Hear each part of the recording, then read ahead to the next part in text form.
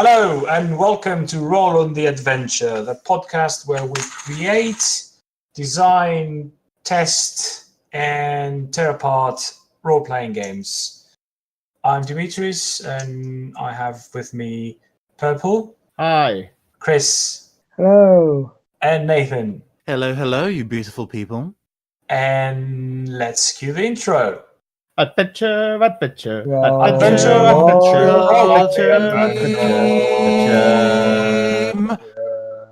Excellent. Smooth. Right. So today we're going to be playing Conspiracy Board, a game played over Trello. We've created the boards. We have decided on the spy. Who's the spy? I am the spy. Hi, you've outed yourself. Oh no. If it was a different kind of game, I would be murdered immediately. Oh, man. I think it was Deception in Hong Kong I was playing, and I accidentally did the wrong thing as the murderer. I was like, oh, balls. And then I just completely gave it away. It was quite hilarious. Oh dear. But anyway, yeah.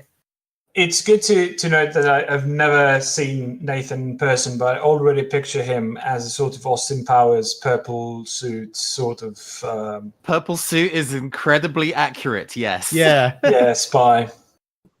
Awesome. Right. So, yeah, we've created the boards. We are going to now create our setting. We're going to create our spy, and then we're going to create our factions. All right. So, first of all, you know, we want something kind of modern so that the Trello thing isn't really immersion breaking. What sort of things do we want to sort of focus on? Are there any particular parts of like the modern world? The default setting is like a modern world, but the Cold War never ended, which we could easily go for. Like, that's cool. Yeah. Any sort of motifs you'd like to come up? So I guess it's while I don't want to necessarily push it all the way into cyberpunk, even though that is my kind of like genre wheelhouse, because we're dealing with spies and secrets, and a lot of like modern spy fiction usually handles a level of like secret technology. Okay. So while the setting is modern and the ordinary civilians would be having access to modern technology, the espionage at play might be dabbling or dealing in something a bit more technologically advanced. So we've got like very specialist gadgets, perhaps.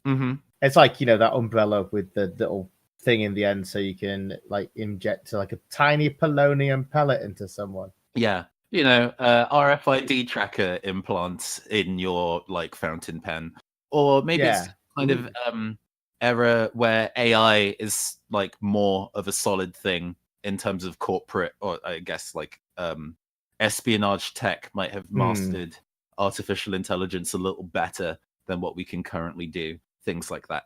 I mean, if the Cold War never ended, the scope for those sort of invasive programs is a lot bigger. And I think that could work both for our spy or against. Definitely. If it's kind of modern day, but yeah, with the Cold War still going on, you're going to see a lot more of what's kind of the fringe hacker stuff of people breaking into networks and whatnot, except being funded by major world governments. So yeah, it makes sense that you're going to get a lot nastier kind of big budget almost hacking operations being given out to the spies and operatives and stuff. Okay.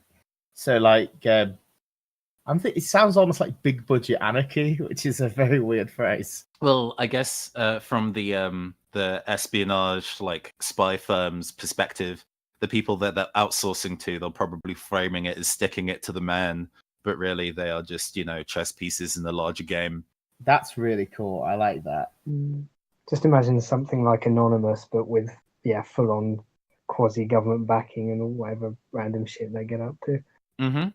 I think the spike in tech could be a result of the Cold War never actually ending, and there's tons of technology that has been produced due to a certain rush to keep the space race going. So perhaps people are trying to terraform or colonize or things like this, and this is a good way to have some sort of more exotic gadgets that have biology as the focus instead of electricity, if that makes sense.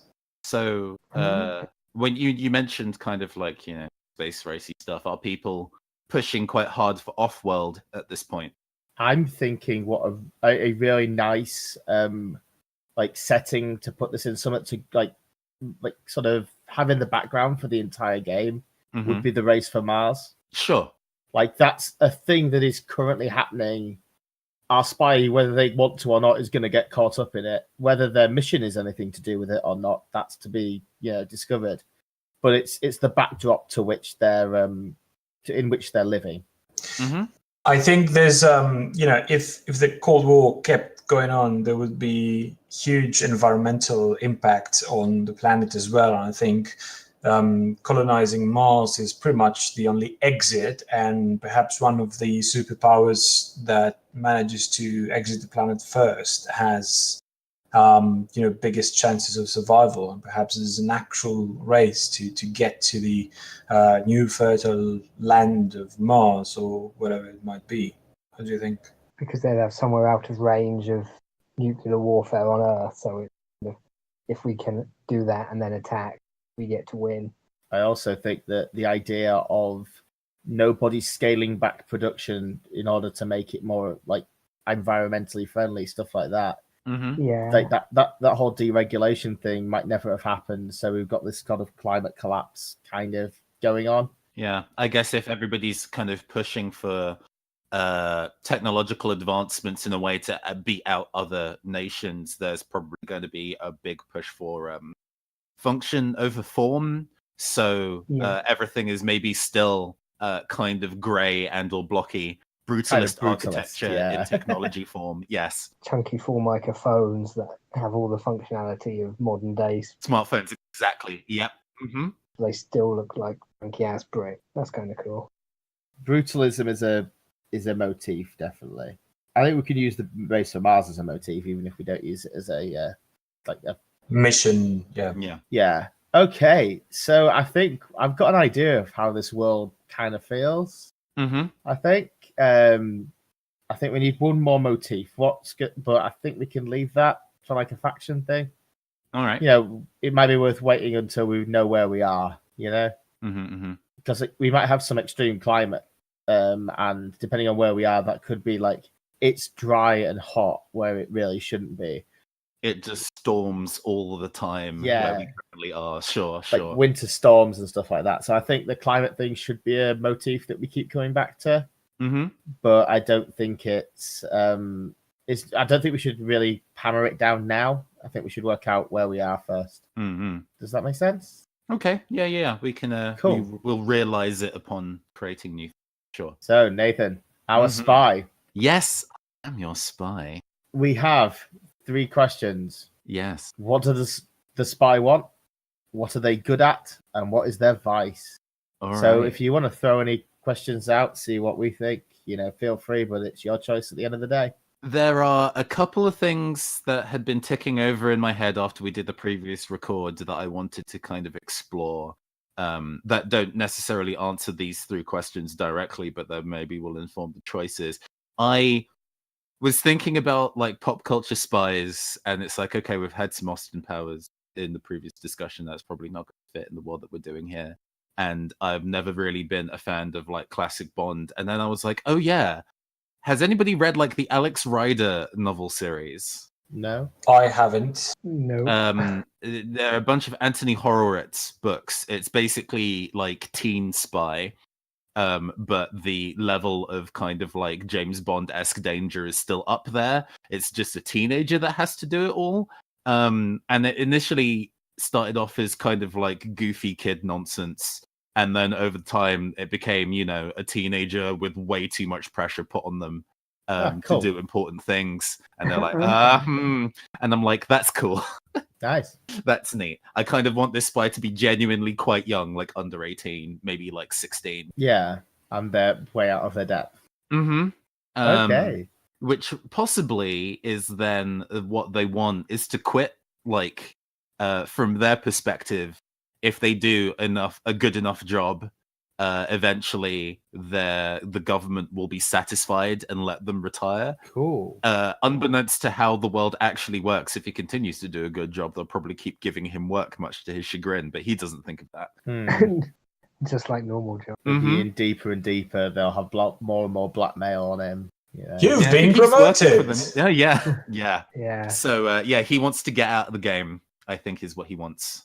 Yeah, that's really cool. I love that. So what are they good at? Ooh, we are in an era of kind of slightly anarchist social engineering and hacking. So him being just a straight up hacker is maybe too on the nose for me. I think he's probably a really good social engineer. Okay. By being young, people underestimate him a lot. And he's generally technologically savvy. It was part of his training, but he's quite good at getting people to let their guard down and through that get what he wants.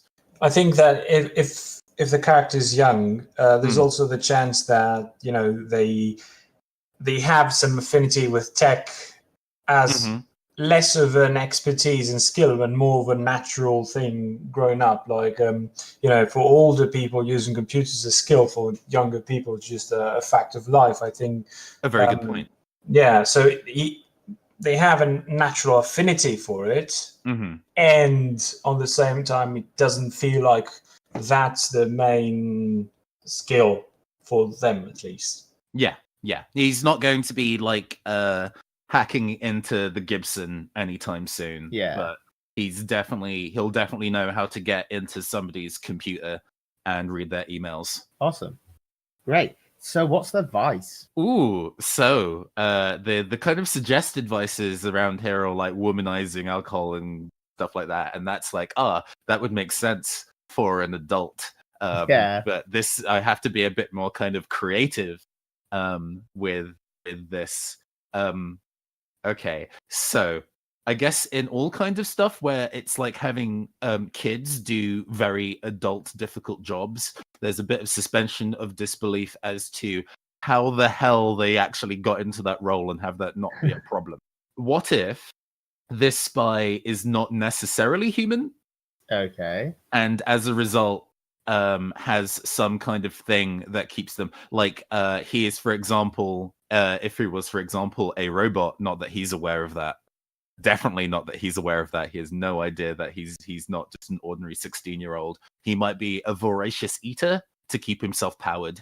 There was a previous mention of kind of like a move into biotechnology, and that seems like something that a government has experimented on, created this precious child, and made him do spy things. There's a comic, I've forgotten the name of it now, that has a lot of that sort of stuff in it, that sort of biopunk born for a job type thing.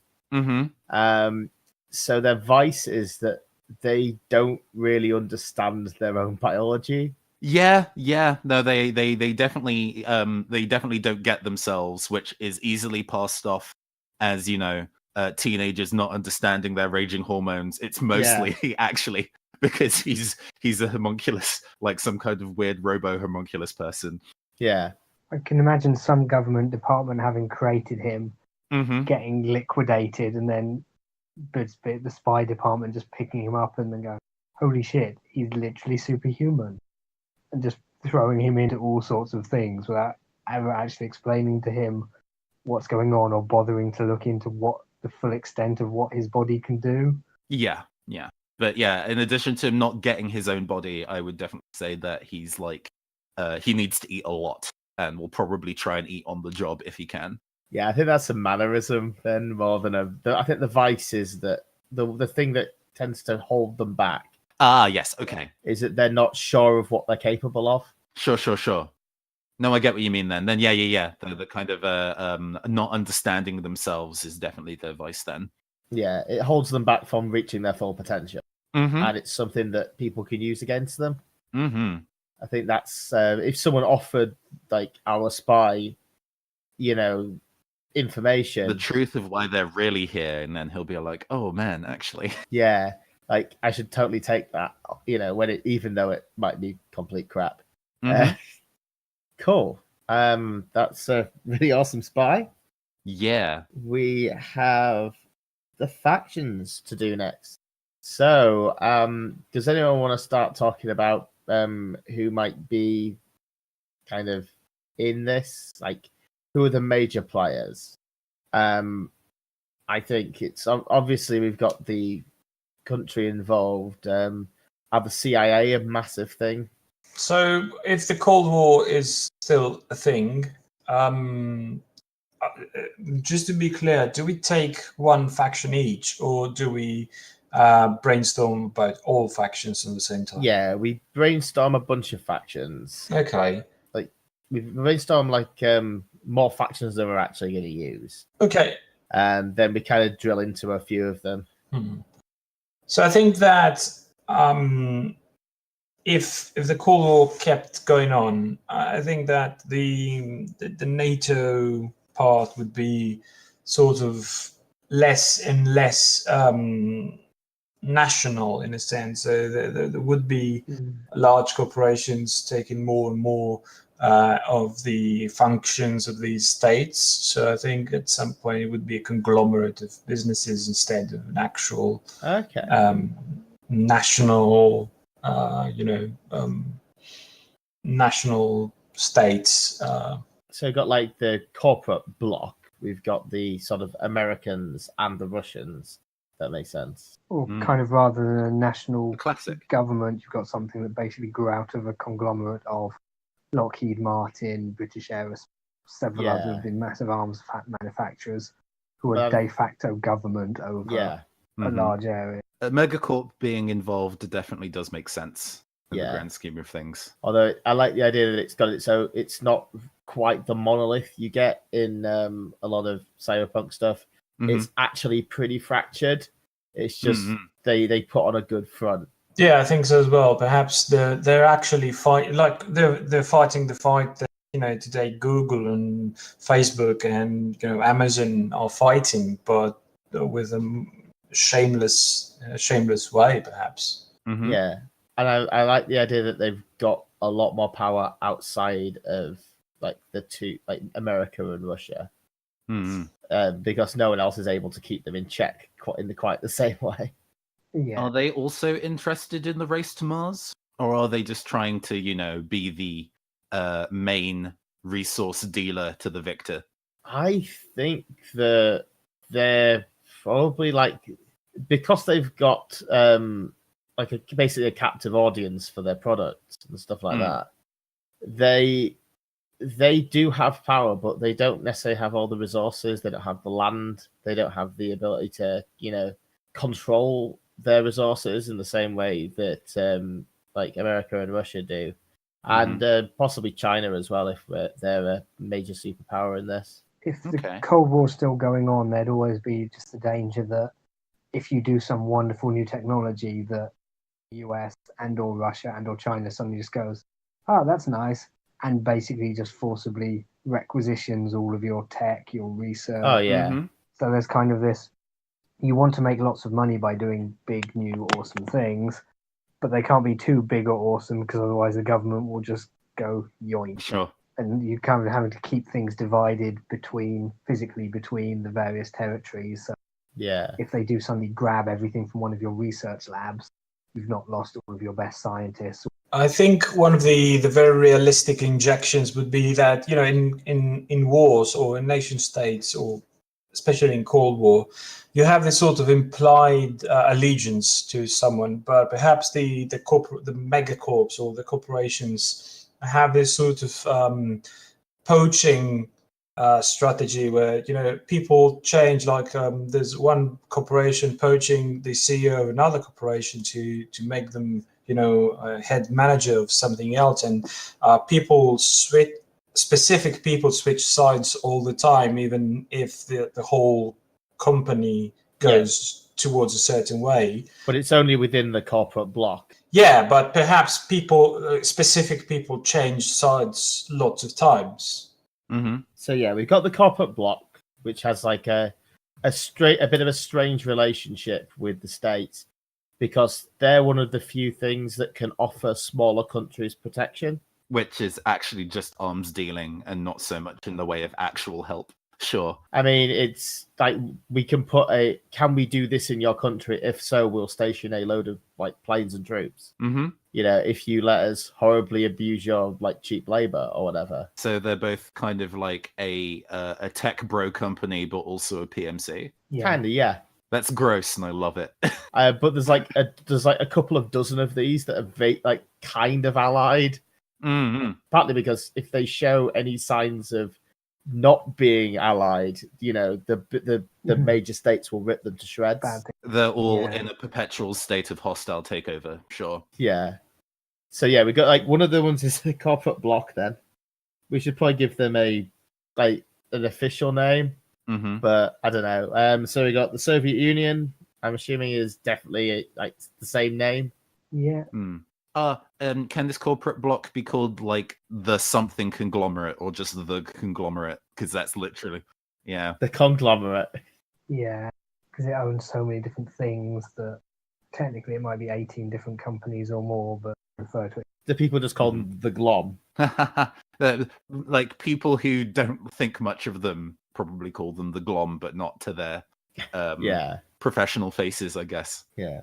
So there's the Soviets and there's America. But I think if we're gonna set it in America, we should probably like focus on a particular branch of government, like the CIA. Mm-hmm. What do you think? I think if we're gonna America as a faction, if we're in America, is too big. I'd go for FBI. So it's more Cold War-ish sort of thing. What do you think? I mean, I'm actually really crappy at international politics, so I'm not entirely sure of the fine difference between the CIA and the FBI. The FBI are like the Men in Black style thing, right? FBI is internal to America, and the CIA is external. I see. Okay. Hence, there was a lot of like Cold War and post-Cold War politics was them stepping on each other's toes. I mean, we could easily have both as things. Unfortunately that would probably confuse me. But if that's a jam that you want to go for, I'll learn quickly. Cool. Yeah, I think we should just go for like the FBI. Okay. Are there any other major players? What's the situation with China? I think China would be hardcore Soviet Union at this point. Oh, they've joined. Yeah, makes a few deaths here and there, and people just come behind the flag again. Glorious red flag of the revolution.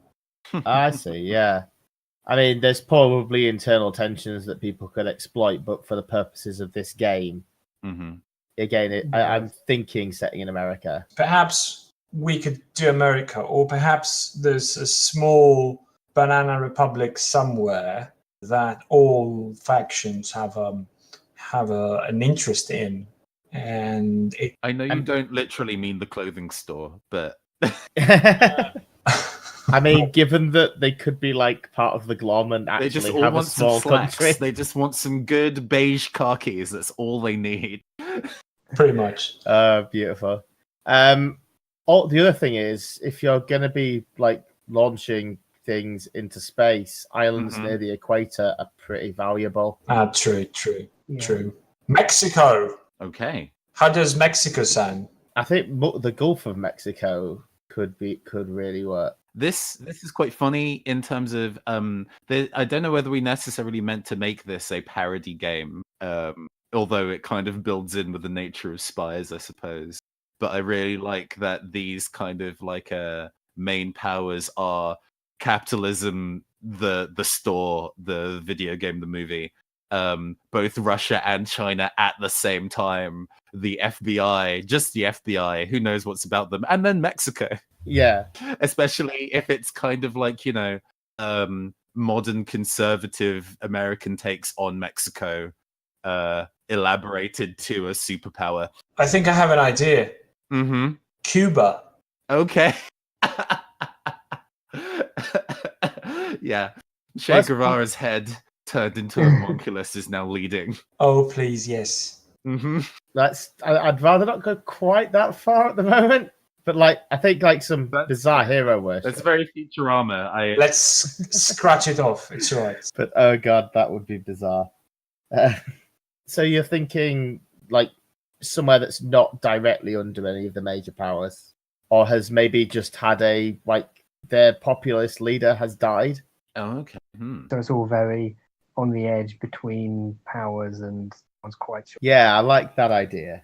It's all up for grabs. So basically, the revolution has ended, come crashing to a grinding halt with the death of the leader, and no one's quite sure what's coming next. Mm-hmm. Is there a civil war on? Whose assets are kind of on the line here? Who had it beforehand? That kind of thing. Yeah, there's definitely going to be somebody who's going to be taking staking a claim to the leadership role now that it's open. I'm thinking there's quite a few candidates, and some of them could be better for different people. Mm-hmm. What do you think? So it's the leadership. It's kind of a leadership contest. Okay. Yeah. If this particular faction is chosen as the one to play, can that particular mini faction's leader be a lady? Because a lot of Cold War spy stuff is quite dude centric. Yeah, I mean, having female leaders in the contest, either as people the people factions do or don't want, is I think a really good idea.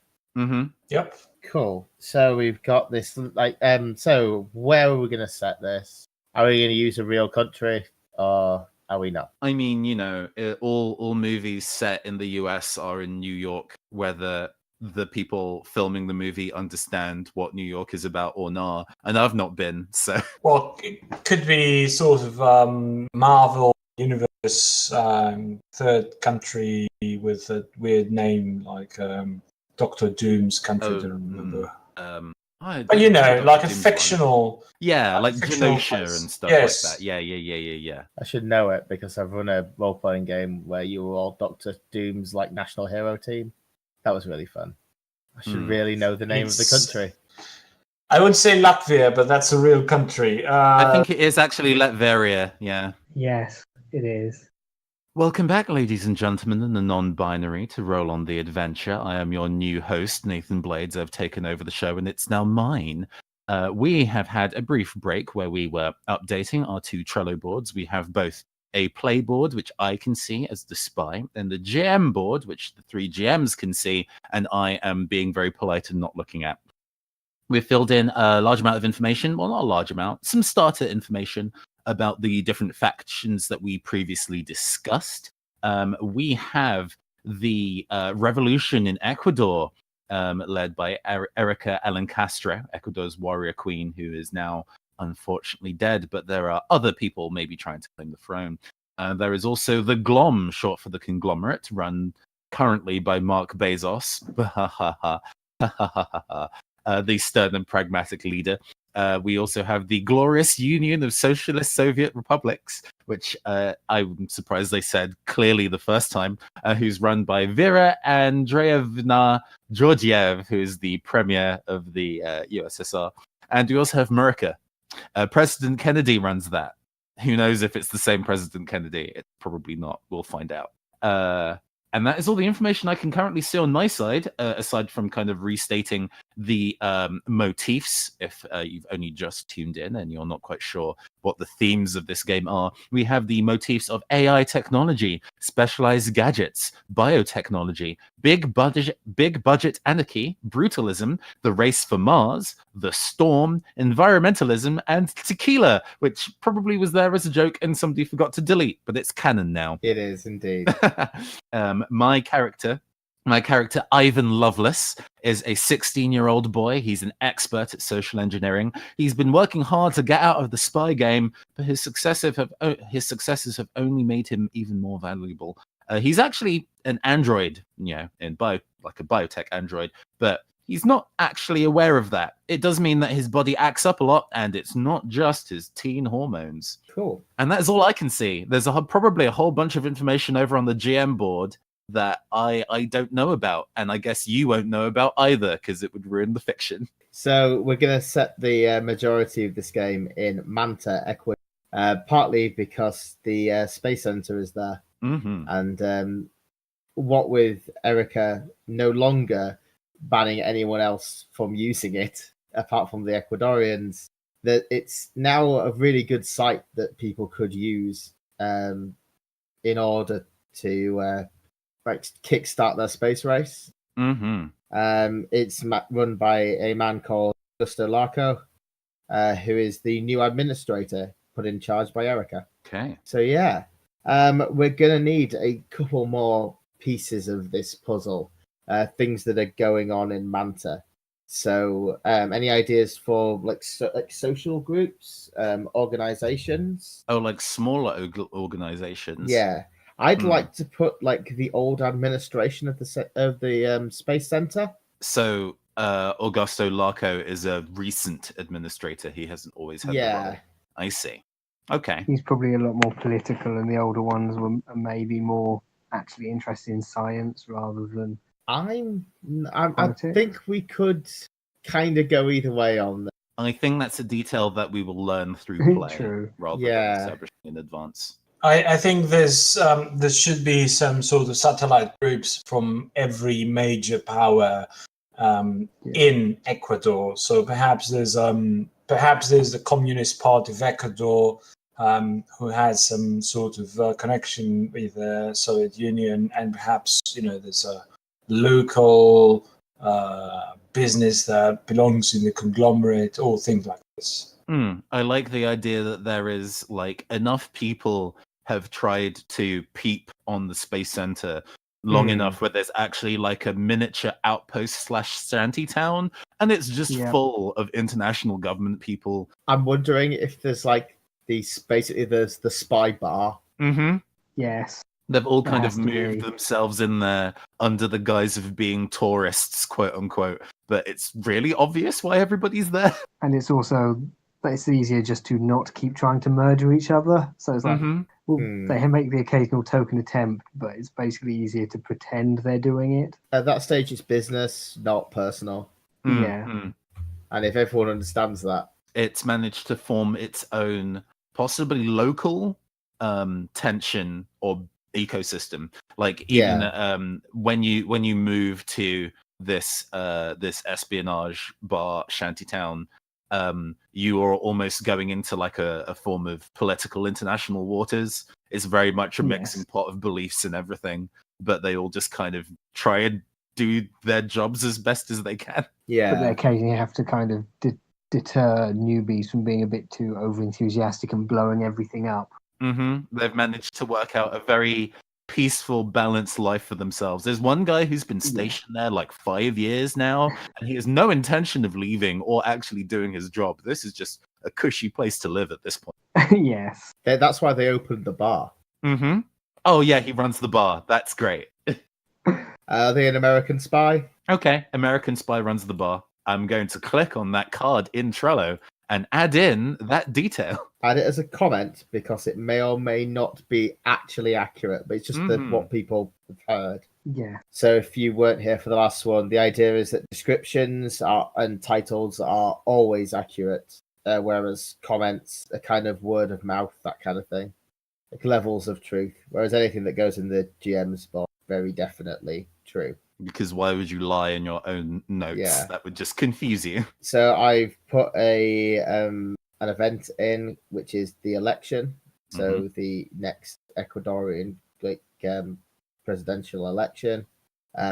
Obviously, we did say Ecuador's warrior queen. That was like a nickname given to them. That was an actual queen. Currently, there's Carlos Ventura, the interim president, who's under a lot of pressure from all sides. Nobody really likes him, I'm thinking. He's just the only person that everyone could agree on. Yeah, everybody else is more disliked. He's disliked by everybody. Yeah. So they agreed on him. Fair enough. I added a person, Juan Maneron, who is one of the patrons of the espionage bar that runs a currency exchange between Sucre, rubles, and dollars. I think that it's good to have one friendly face for everyone sort of respects and nobody challenges that runs business between all the factions. Yeah, kind of a neutral party for when Yeah, like they need someone to talk to. the Switzerland of Manta, basically.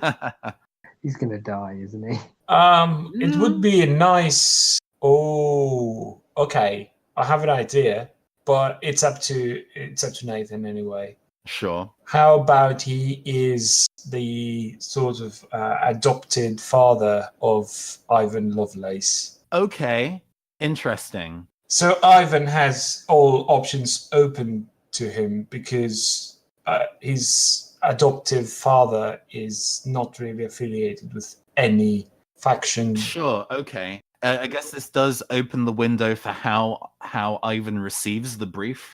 Because if he lives in Spy City, which is probably what they kind of call it as like a colloquialism internally, then he's pretty easy to contact by any particular agent, which would explain why there are multiple different powers giving him information. So yeah, that ties in. That makes sense in the grand scheme of things. So I'm going to add that card to about Ivan Lovelace is son of one. Okay. So I'm wondering, is there anything else we particularly need? Do we need another place? Do we need another upcoming event? Might be worth looking at. Not necessarily. I think having a single event, in the same way that Fiasco has a places, a need, and an object to motivate. We have places, we have the needs because that's you guys. You're giving me the needs stuff, and we have an event. So I think we're good. I think this is probably the time where, if you haven't already kind of typed up what you think your truth is, now is the time. Okay. I think this is enough information for me to work from, and putting any more in as fact now is kind of taking some of my job out of my hands, I think. Yeah. Yeah, right. Yeah, having a single event to work around is good. And if we need to, we can always go kind of take a quick time out and go, here's the next big thing that's happening, but hopefully this should be enough to. I mean, if you want to add in another event, that's what you spend your influence to do. Yeah, fair enough.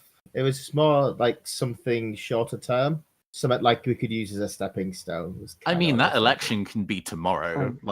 Yeah. Who knows when the election is? Well, you know when the election is. You guys are the GMs. Yeah, fairly short term. Like all the campaigning is mostly done. It's now coming to a head rather than it's in 2 months. And Plus, remember that even though this is kind of retro future, we do have modern levels of technology, and it's probably digital voting, which can have all sorts of horrible shenanigans done to it. True. That could be quite interesting. Right, so are we going to take another little break and get the brief typed up? Okay. So we've sent Nathan away so we can do some secret GM plotting stuff. We had a couple of minutes to think among ourselves. And I think a good place to start would be the assassination. Do we want to leave that in the past, or do we want to sort of really investigate into it? What do you guys think? We could definitely see where the player gets and decide at that point. Okay. With what makes the most sense, I guess. Yeah, so we're going to see it. The idea of the game is to not to investigate the assassination, but if it goes that way, then it might be good. Yeah. Yeah, I think it's definitely something lots of people will probably have theories about, all sorts of guesses and stuff in character. But yeah, an actual answer probably the main scope. What I would like in this would be to have some sort of secret investigation, like the local police force tries to investigate this, and perhaps Ivan will jump into the scope at some point, and he knows nothing about it because it's a local thing. What do you guys think? Oh, so a local police investigation. So local police investigates the death of the assassination, and they're not looking specifically for spies or for our spy, but there's might be some sort of entanglement there. So there's someone's looking into it, and that part of their trail is leading them to Manta. Yeah, possibly. So yeah, I think if we add a person onto this, then give them a name, make them like a special investigator blank. What do you All think? right. Yeah. I'll write the. Okay. Another thing that I thought would be pretty cool is what happens if the old guard want their space center back, and they're planning to bump off Larko, and in that case, the perfect time to do it will be during the election when there's a lot of chaos. Then given that it's a really contentious election, there might be violence on the streets. Given that there's a lot of very contentious candidates that people think are controlled by various powers, I think that could be something to have a look at. The dissent, like running up to the election. What do you guys think? It would definitely make sense, and I think secretly we could have an event of a riot or something. Yeah. Or a protest or something as a thing happening while our player tries to do stuff. Cool. Yeah, good for a background scene of kind of he's just trying to get somewhere and whatever, but there's this massive riot kicking off the way. Perhaps blocking the streets or something like this. Okay. That's cool. Also, I thought it'd be really fun as like a counterpoint to that if somebody wants Larko alive. One of Larko knows things that people want to, want to know, or at least they want to know what he knows, and they can't do that if he's dead. So his survival is important to someone. What do you think? Yeah, I think. Well, I quite like the idea of one faction wanting him dead, one wanting to keep him alive, and the third one just kind of whatever is most convenient at any given point. Yeah. So he's kind of caught in the middle and may or may not actually realise this himself. Oh, that's cool. Chris, is there anything you want to bring into play?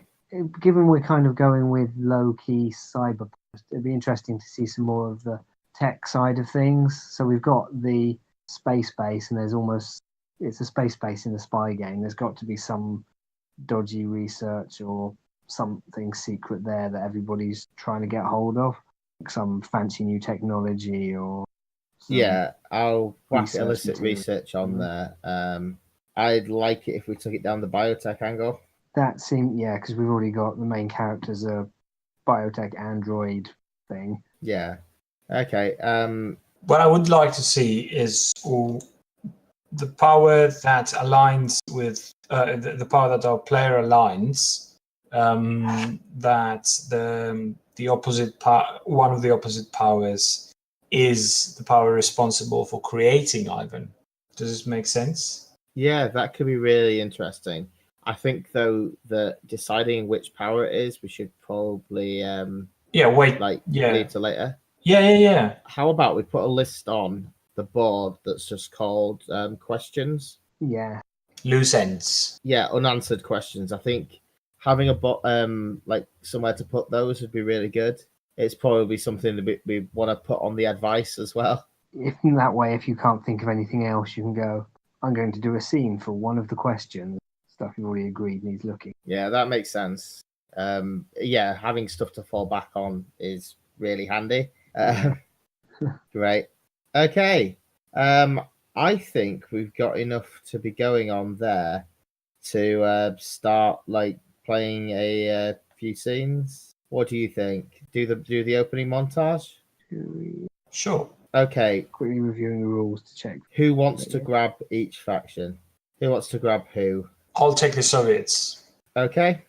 Chris, do you have any preference to who you like to deal with? I'll take the locals. Okay, you're going to take like the locals, like the actual locals, not the local spy community people. Yes, the actual locals.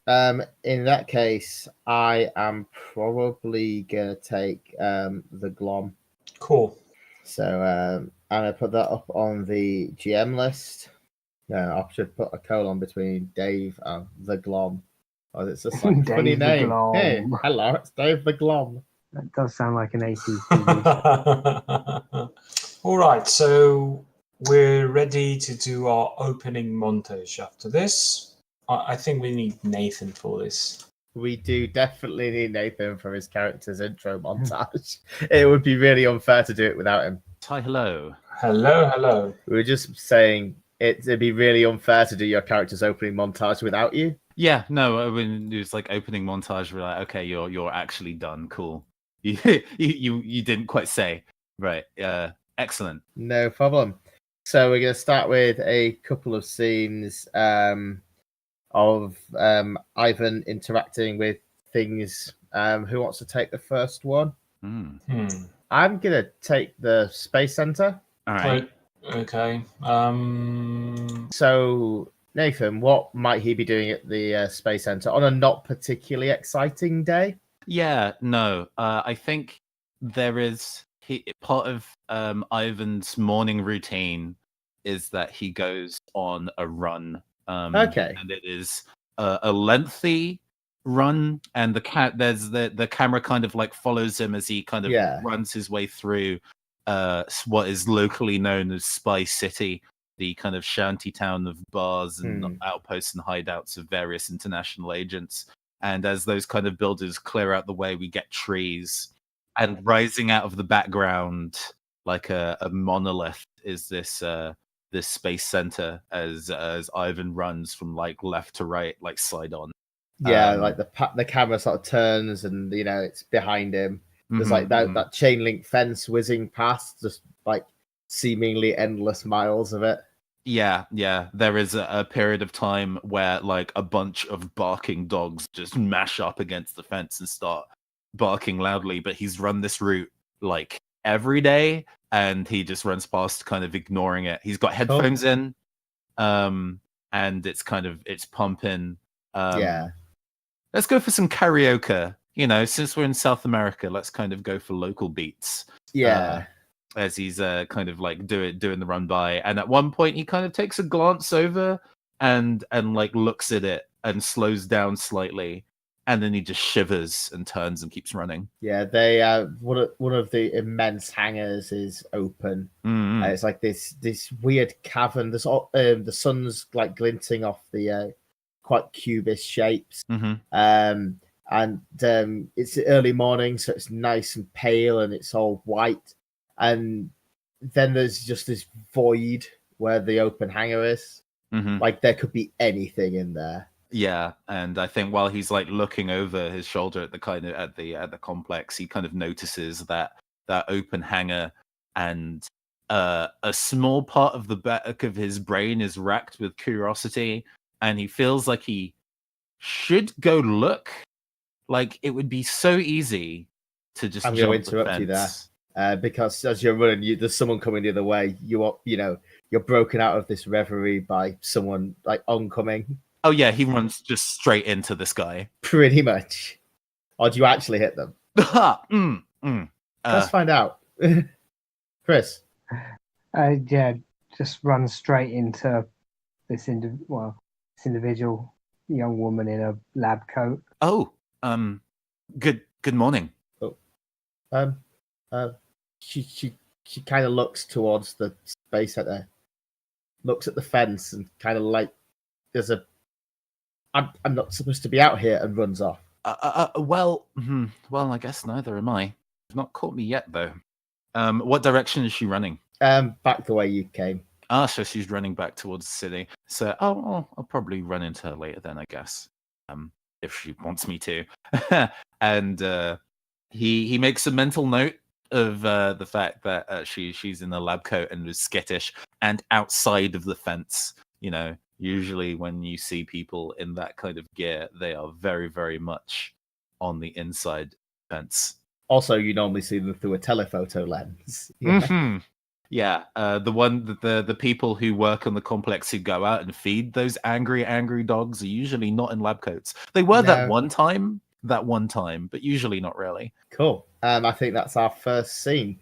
So, where does Ivan's jog take him next? Who wants to take this scene? I'll take it. So I think he might be too young for the bar, but in Ecuador doesn't make much of a difference. Perhaps there's also his dad works. No. His dad is there often, I suppose. Yes. not really works it though. I think No.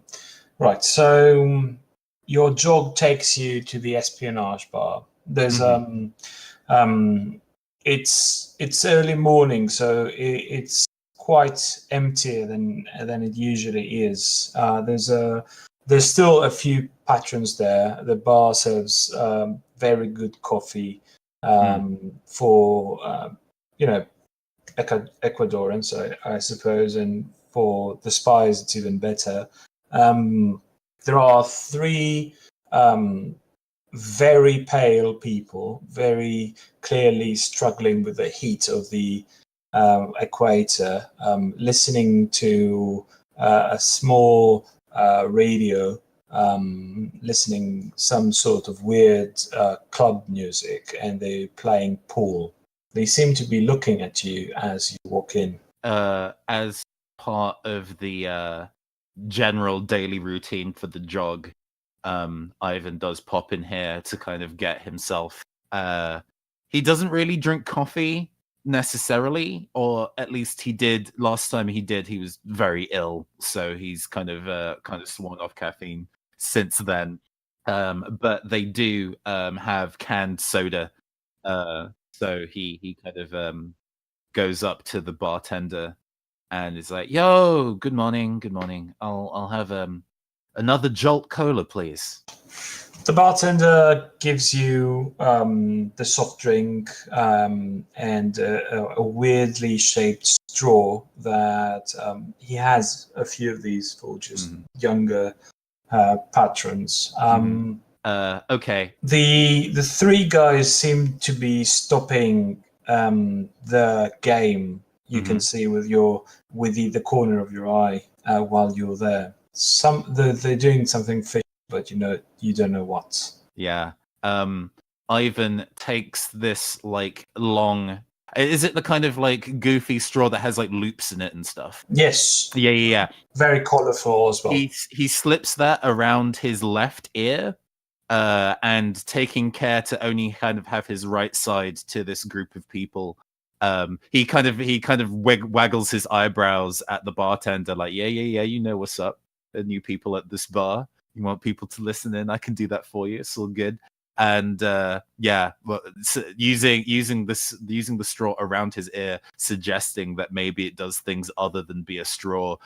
He sits in far enough away where it looks like he's not listening, but he's still definitely in earshot, and starts to sip his soda. You can see that these are sort of new tourists in Manta. And all the new spies / tourists have this sort of they take some time to feel comfortable, and at some point they feel that everything is dangerous or everything is weird, so they're just like too new for you. These guys in Hawaiian shirts are clearly sweating because it's both incredibly hot even at this time of day, and they're incredibly nervous. Cool. Right, I think that's. Shall we skip to when you're leaving the bar and doing Chris's scene? Yep. Okay. So you're leaving the bar, presumably, kind of scrubbed down and a bit more ready for your day's activities, or are you still jogging? What do we do for the next part of the day? I think there is probably the place where Ivan stays at is actually quite high up in terms of like vertically in Spy City, and there is like a nice view of both the surrounding forests and the coast. The view from his window does not see the space center, and he's reading. He's got some kind of like 24/7 lo-fi hip hop beats to study to. Okay. So as it's on top of the hill, it's back during colonial days. It was kind of the old mission and fortress. So there's still the old church there. It's most of it's been converted and stuff. But there, it's still got a little school for the local kids, all that kind of local community sort of thing. He definitely studied. He was definitely there at some point. He was in elementary school at some point in the distant past, but he felt that he didn't really fit in with the other kids. makes sense. And he was probably cherry picked for weird spy stuff from a fairly early age. Mm-hmm. His first gig when he was 11. Wow, they start so young. Yeah, as he's watching this, or watching the scene below, there's the kids having a bit of a kickabout. There's a local priest and some of the church attendants, part-time teachers Mm-hmm. as well. There's quite a lot of churn amongst them. So sometimes they're spies, sometimes they're legit, sometimes they're not there long enough to tell. This 8-year-old is wearing mirror shades, and it's very suspicious. Yes, it was amazing the amount of tech you can fit into fairly small packages these days. So sometimes you just get kids with cyberpunk glasses being sent into spy installations because they're probably not going to get shot. Mm-hmm. Well, the first one or two don't tend to get shot. Yeah. Yeah. After that plan stopped working, the sense of ethics kicked in just a little bit, and they no longer run that scheme anymore. Well, it's just you lose the tech. Yeah, and the tech's more expensive than the kid. But yeah, at the moment there's a young priest that's you're kind of keeping an eye on because you know he's up to something, but you're not quite sure for whom. As you see him kind of take a break from his job and start walking off in town. Okay. Yeah. He stops reading and kind of like moves up to the window and actively, but also stealthily, kind of like starts following this guy with his eyes as the young priest kind of like starts to wander away. And at some point during, while in line of sight, the priest clearly feels the back of his neck burning, and he looks around, and they make eye contact for like a split second, and Ivan goes bright red and goes back inside. Cool. So when Ivan goes back inside, there's someone there that you've possibly seen before. I don't know. Who wants to do the briefing? Mm-hmm. Oh, like the moment he kind of that small lapse in not paying attention to his studies, somebody's managed to slip inside. Oh god. Yeah. So who wants to take the briefing? Chris, Demetrius? I'll pass it to Chris. I can, yeah. We should bid. I think this is the first bidding one. Because we have. Oh, the first bid of the game. True. I'm actually not sure if it is supposed to be the first bid, but I think let's make it the first bid. It seems like that would be a. I was wondering if you decided that while I had my audio muted, but we kind of probably should have done. It's too late now, suckers. Right. So yes, we should have done this we should have done this more beforehand. But I think should we just go for it? We've got an idea of what's going on. Do we know which plot thread we're going to drop? Well, I think we all do, but I'm not sure we all have the same one in mind. Idea in mind. So perhaps we should boot Nathan for a bit. That is the point of the game, to not have the same idea in mind. So that's perfectly okay. Okay. Do you want me to take it? Take it. Or we can boot Nathan and discuss it for 1 second. Man, you just don't want me on the podcast, do you? Right. I'm just going to go with it if you guys are cool with that. Absolutely. Go with it. So yeah. He's dressed like one of the priests, but you don't recognize him. He's not. The way he moves. Sir, hi. Could you at least knock? Like, I get it. You do spy. This is a job, right? But this is work, yes. Yeah.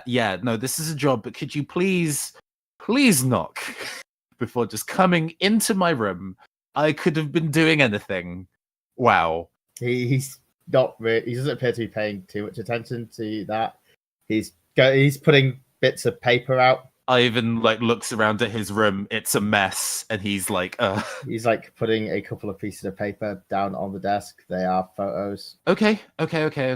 Fine. I'll. You've cleared this with Dad, right? This is a commissioned work. Of course. All right then. It will be very good for both of you. Well, yeah. I'd say I'll be the judge of that, but I guess I'm not allowed. And he sits down at his work desk, kicks his shoes up on the desk itself, and flicks through the folder of photos. Okay. You don't recognize most of them. You do recognize a couple. Mm-hmm. There are. One of them is the current administrator of the Space Center. Mm-hmm. And one of them is someone that you've seen going in and out quite a bit. They like used to work there or something. Mm-hmm. And there's a couple of like other people, one of which you've seen around Spy City. Again, you've got a good memory for these things, almost freakishly so.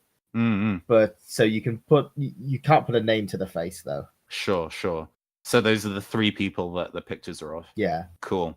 At seeing them, Ivan starts to attempt a social engineering technique. Okay. He looks at the agent in the eyes. Yeah. Is the agent wearing glasses? No. Yeah. And starts to describe the people that he sees in the photo, trying to look for microfacial reactions in the agent to see if there is one of the people that pulls a larger emotive response out of him. Yeah. Larko like does. Mm-hmm. He kind of like lets you do this a little bit, and then he kind of. Or are you being kind of subtle? Are you kind of threading this into? I mean, he's doing this kind of casually. I guess it's kind of going to be under the guise of just making sure that he understands what the job is. So it's like, okay, so I'm going to be kind of looking into these three people. So there's definitely Larko, who's the admin, and he's kind of like going into maybe almost demonstrating his knowledge of trying to see if that pulls a reaction. It is good that you are memorizing them. They will not be here for very long. Oh. Well, I might have anything to do with that. I meant the photos. Oh, well. I was going to say I'm not. I've been told I'm not old enough to do assassination attempts yet, which I think is entirely unfair. But hey, well, you may be displeased then. You will not be carrying out an assassination. Larko must live. Fine. We believe there is a plot to kill him.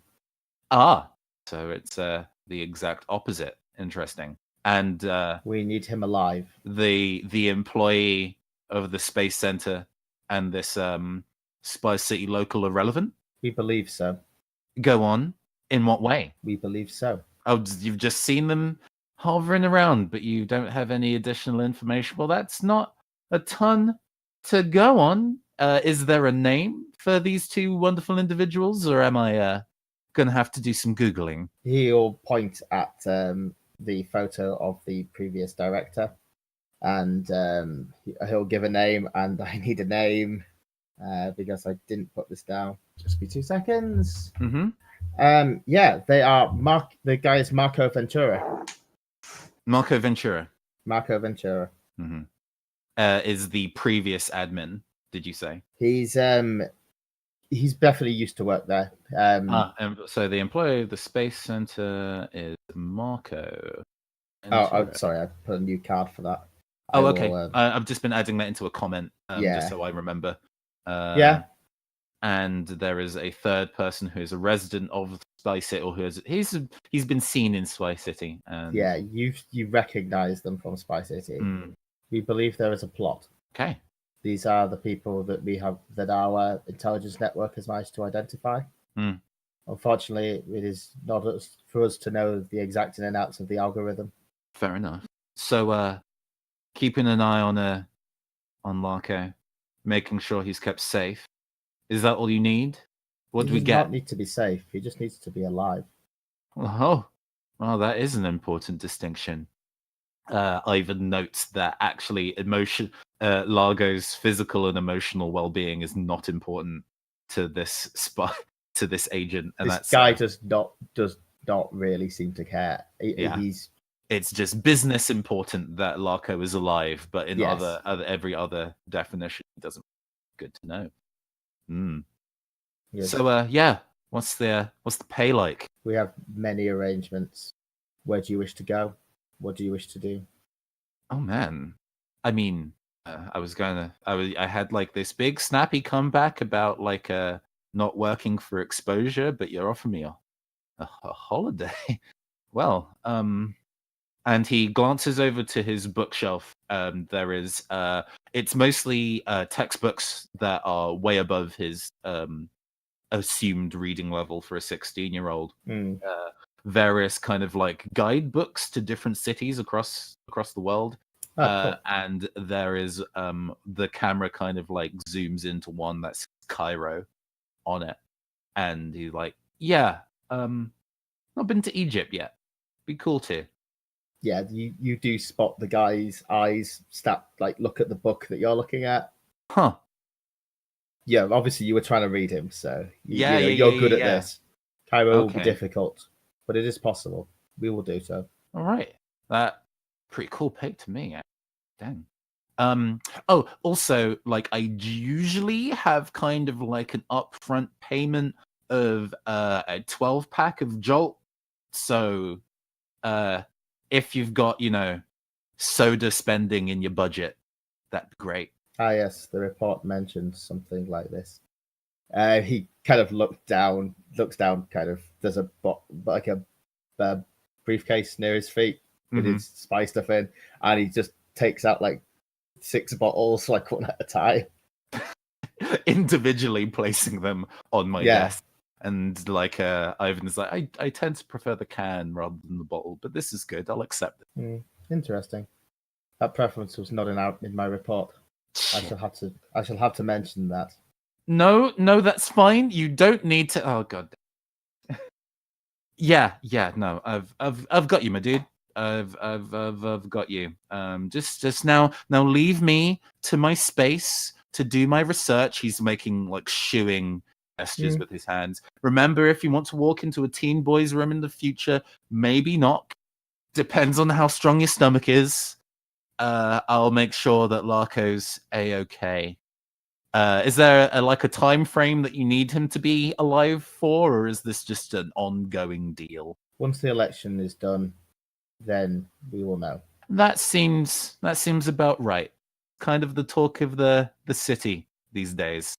Like, I don't even need to kind of have my bugs pick that up. It's just actual general speaking volume. They are very excited. The guy looks like there's like a really uncomfortable silence. And you can hear, like, as you just hear a couple of faint footsteps from outside. And then as soon as the footsteps are gone, he just silently moves out the door. Peace. And he then twists the cap on one of the bottles of Jolt Cola and starts chugging it. That is a beautiful way to end that scene.